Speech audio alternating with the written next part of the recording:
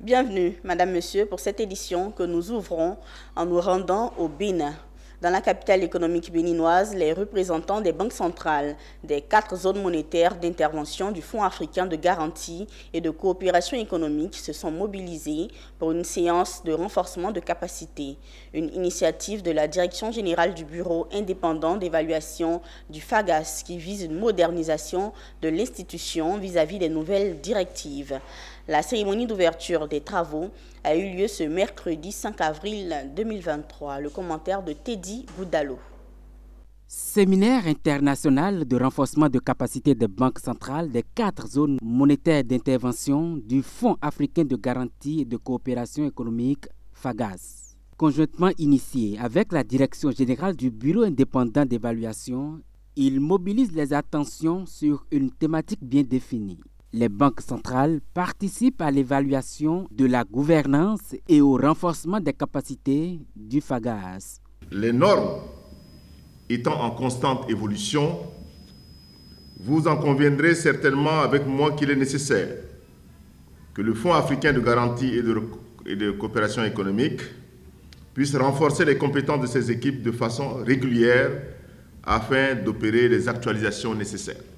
Ce sont les défis que les instances, en particulier le Conseil de gouverneurs, a instruit le directeur général que je suis de le relever dans les 5 prochaines années.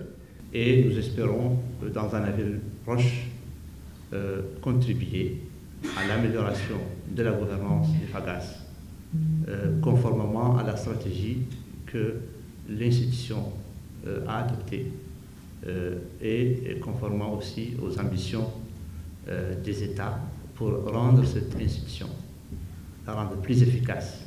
Cette rencontre de travail constitue un cadre d'échange d'expériences sur les politiques et instruments des banques centrales concernées. Tout en ayant à l'idée de faire évoluer la gouvernance du FAGAS, 2 communications sont à l'ordre du jour.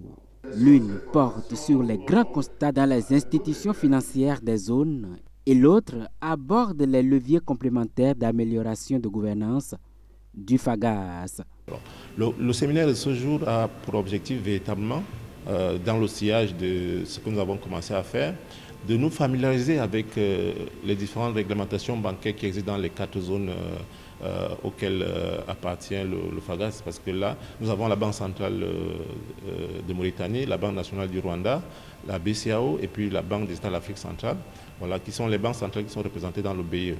Le premier axe du plan stratégique du FAGAS pour la période 2021-2025 a mis l'accent sur le renforcement de sa gouvernance pour plus de crédibilité et de réputation de sa signature sur les marchés monétaires et les marchés financiers. Ces assises permettront donc de porter le FAGAS aux meilleurs standards internationaux. Les travaux sont prévus pour durer 48 heures, ici même à Cotonou, capitale économique du Bénin.